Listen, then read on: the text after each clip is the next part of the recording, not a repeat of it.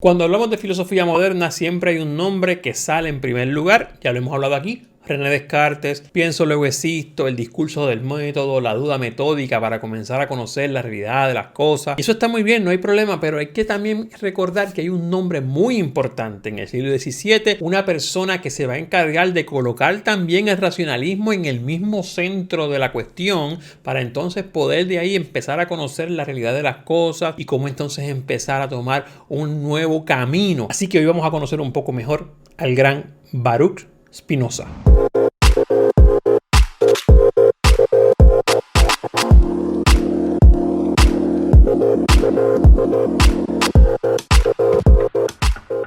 Hola, ¿qué tal? Mi nombre es Alexis León y si eres nuevo en el canal, soy un profesor de Humanidades y Psicología en la isla de Puerto Rico, y en este canal hablamos de cosas de humanidades, filosofía, literatura, religión, historia. Así que si te gustan estos temas, considera suscribirte para que sigas ayudando al canal y prender la campanita. Hoy vamos a hablar de Baruch Spinoza, el gran pensador europeo que junto con René Descartes es uno de los tres grandes del siglo XVII y uno de los padres también y precursores del racionalismo de la era moderna de la filosofía. Vamos a hablar un poco acerca de su contexto para luego entender por qué Spinoza va a plantear las cosas que planteaba. Spinoza va a nacer en el 1632, 18 años antes que René Descartes muriera. O sea, estamos hablando de un muchacho que nació, o una persona que nació casi 20 años antes de que muriera el gran pensador René Descartes. Por ahí estaba ya el discurso del método dando buenos cantazos, y este señor va a nacer en Holanda. Es importante decir que las raíces y los antepasados de Spinoza tenían que ver no solamente con el judaísmo, sino también habían incluso raíces y conexiones ahí con Portugal. No voy a hablar de eso en todo este video porque se nos va el video nada más que en la biografía y eso no era. Pero Spinoza, que a los 20 años leyó el discurso del método de René Descartes, va a decir: ¿tú sabes qué?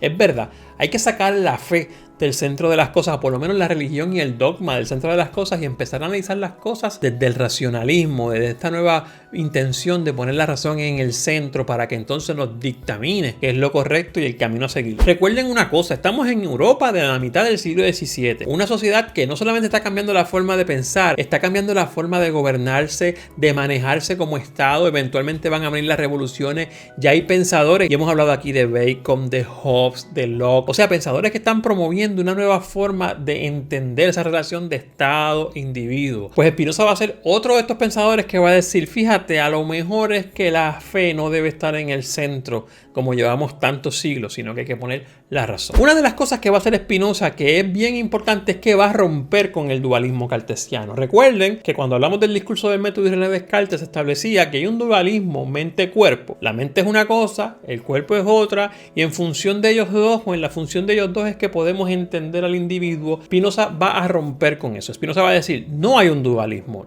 hay un monismo. O sea, la cosa no se puede explicar por un dualismo mente y cuerpo, es una sola cosa. Y ese es el gran rompimiento de Spinoza con René Descartes y con algunos otros previos a René Descartes también, que Spinoza va a decir: no somos dos cosas, somos una sola cosa. Claro, para explicar esto, Spinoza va a entrar bien profundo en unas reflexiones filosóficas que tienen que ver mucho con la forma en que se fue formando. Cuando pequeño, Spinoza estudió la Biblia y todo lo que tenía que ver con la doctrina judía, pero cuando lee a Descartes y eventualmente se va dando cuenta de otras cosas, comienza a cuestionar estos planteamientos religiosos y estos planteamientos sobre todo de la religión judía, y empieza a decir: no necesariamente deben ser las cosas así. Lo que pasa es que a Spinoza lo van a excomulgar, la iglesia lo va a excomulgar, y la familia, temiendo que pasaran otras cosas peores, lo va a desheredar. O sea, lo sacan básicamente de la familia, le niegan toda la ayuda familiar. Por eso él se va a tener que ir a las afueras del pueblo a trabajar puliendo lentes. Todo el que ha leído la biografía de Spinoza sabe que se dedicaba a pulir lentes y a crear lentes para telescopios, y en esa soledad y en ese tipo de vida ya tu familia te abandonó básicamente, la iglesia te excomulgó, y para él la religión, aunque la cuestionaba, era algo muy importante.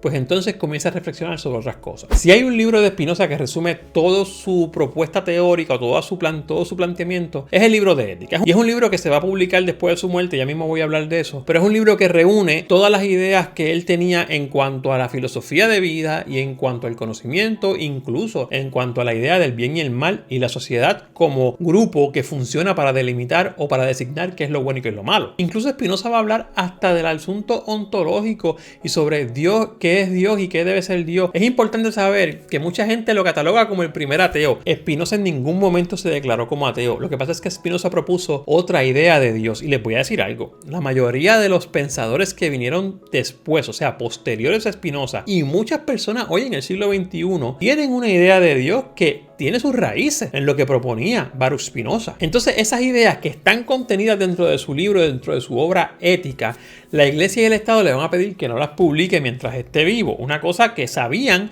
que podía cambiar o manejar o mover esos cimientos, pues le van a pedir que no las publique. De hecho, cuando se publica después de su muerte, la Iglesia la va a colocar en el índice de los libros prohibidos. El centro de la filosofía de Spinoza es la liberación del hombre a través de la felicidad. O sea, cómo el hombre puede liberarse a través de eso que llamamos felicidad. Claro, cómo llegamos a alcanzar eso que es felicidad para entonces sentirme liberado es el camino que va a trazar Spinoza en su propuesta. Porque él decía que desde la esclavitud se puede llegar a ser libre y desde la tristeza se puede llegar a ser feliz. Pero hay que pasar por un sinnúmero de pasos o por un tipo de reflexión más bien para entender cómo se puede llegar a ser feliz y cómo se puede llegar a ser libre. Esa felicidad o esa libertad se obtiene cuando se conoce el todo. Cuando se conoce la naturaleza, le podríamos llamar así, pero cuando se conoce bien, a través de unas cosas que él va a exponer en sus reflexiones. Él decía que sí, que había un Dios, había algo que se podía catalogar como Dios, pero no necesariamente era esta figura de poder que el judaísmo y el cristianismo habían cimentado en Occidente,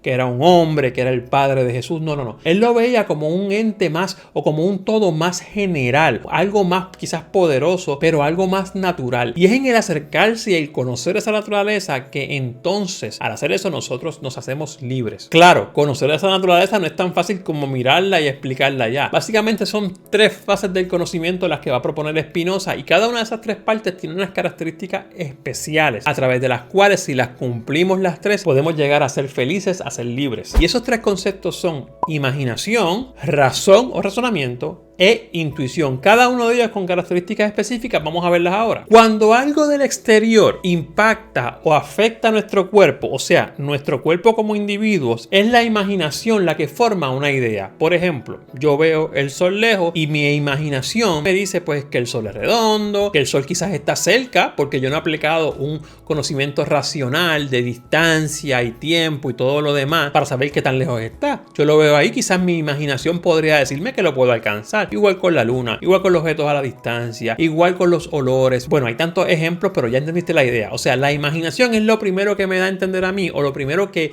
me hace conectar a mí con los sucesos del exterior. Yo veo un suceso en el exterior y mi imaginación me da ese primer entendimiento de lo que está pasando. Pero eso es una percepción básicamente, y Spinoza decía que las percepciones no son erróneas. Las percepciones no son erróneas. Lo erróneo es creer que la realidad que yo estoy viendo es lo que me dice mi percepción y no aplicar un tipo de razonamiento más allá. O sea, que la percepción que me ofrece mi imaginación al yo ver lo que está pasando afuera y cómo interactúa con mi cuerpo, eso es una percepción y la percepción no es errónea. Erróneo es el acto de creer que esa es la realidad. De hecho, va a decir Spinoza que la percepción del hombre mismo es un producto de la imaginación. O sea que habría que llevarlo al segundo paso, que es la razón. En fin, Spinoza dice que esa imaginación produce como una huella mental en el sujeto, como si plasmara una huella de algo que el sujeto sabe que tiene una explicación más a fondo. Quiero que vean aquí un paralelismo bien importante entre Spinoza y Platón, que venía de 1500, 1700 años atrás. Y es que están diciendo ambos que el ser humano primero ve una cosa que no necesariamente es la realidad. La alegoría de la caverna de Platón nos habla de cómo esas son sombras y está en el mundo de las ideas y el mundo de las formas. Spinoza lo que dice es: lo que yo veo a principio y lo que la imaginación me crea es una huella de esa realidad, y esa huella mental no es la explicación en sí. A ese primer paso de la imaginación yo tengo que aplicar entonces la razón, el estudio de las partes, o sea, estudiar esas partes específicas a través del análisis y aplicar la razón para poder entender el fenómeno como tal y no solamente dejarme llevar por la imaginación. Recordemos anteriormente a Francis Bacon, ya habíamos hablado del método, eventualmente los próximos pensadores que hemos discutido también hablan de lo importante que es el análisis para poder llegar a supuestos posteriores. Y Spinoza va a decir que el objetivo primordial de la razón es que podamos llegar a definir o explicar algo como único y distinto de otras cosas a través del análisis. Y ahí podemos entender que la explicación de tal fenómeno es única para este fenómeno porque lo hemos analizado con la razón. Cuando aplicamos la razón y entendemos que lo que nos llegó a nosotros como una percepción o por la imaginación fue quizás el producto de otra cosa y que eso que estamos analizando con la razón puede también llevar a otros fenómenos, empezamos a entender el concepto de causa y efecto y lo importante que es la causalidad, o sea, causa y efecto para yo entender los fenómenos que llegan a mí como individuo. A veces estamos viendo el efecto de unas causas anteriores y cada una de ellas se pueden explicar y entender a través de la razón. Entramos en ese nuevo espacio en que todo tiene una explicación y nada se da por producto de la imaginación. Ahora bien, si la imaginación y la razón son importantes en Spinoza, mucho más importante es el concepto de intuición. Porque Spinoza va a decir que la intuición deja conocer las cosas singulares, o sea, lo que no puede explicar la razón. Por ejemplo, la esencia del ser humano. La esencia del ser humano, que es una pregunta filosófica, no se puede explicar a través de la razón. Yo tengo que utilizar la intuición, la reflexión intuitiva y la explicación intuitiva para poder entender y explicar cuál es la esencia del ser humano. Porque recuerden que la razón para Spinoza es una idea abstracta, externa, que explica las cosas externas, pero no hay forma de hacer una explicación interna que no sea a través de un proceso de intuición. Entonces Spinoza va a darse cuenta que el humano y todas las cosas realmente están en dos estados, en reposo o en movimiento. Y ante esta visión de que siempre estamos en este cambio entre estar en reposo y estar en movimiento, Spinoza se va a dar cuenta y va a desarrollar un concepto muy único de él que se llama conato, conatus realmente en latín. Ese concepto de conatus es como la idea de prepararse para emprender una acción. O sea, si estoy en movimiento, pues la idea de prepararme para tener la acción de reposar. Y si estoy en reposo, la idea de prepararme para ponerme en movimiento. Fíjense que siempre hay que hacer un cambio. Y eso es bien importante en Spinoza porque todas las cosas que llevan ese fenómeno de reposo, movimiento, movimiento a reposo, se unen para crear esa naturaleza. Recuerden que el concepto de la naturaleza en Spinoza viene a ser lo que podría ser Dios. Dios, naturaleza, esa entidad o ese ente que está más allá, que es un todo cuya explicación o entendimiento sobrepasa la explicación de sus particulares. Y a esa posibilidad de yo poder moverme después de estar en reposo o de estar en reposo después de moverme o de poder cambiar, Spinoza le va a llamar potencia. O sea que el conatus es la acción o la intención de yo moverme para crear esa potencia de salir del estado en que estaba y llegar a otro estado. Por eso también Spinoza va a romper con la idea del deseo como algo que no se tiene o que se carece, como eventualmente va a recoger el psicoanálisis. No, Spinoza dice que el deseo realmente es como la potencia que me va a permitir actuar o ser de otra manera que no era antes, o sea, ejercer el cambio. Entonces aquí va a haber otro rompimiento con Descartes, porque Descartes decía que el ser humano quizás no puede alcanzar la libertad o que esa falta de libertad va a afectar el cuerpo, pero no al entendimiento o al alma o lo otro que está al otro lado del dualismo, sino que Spinoza va a decir, no.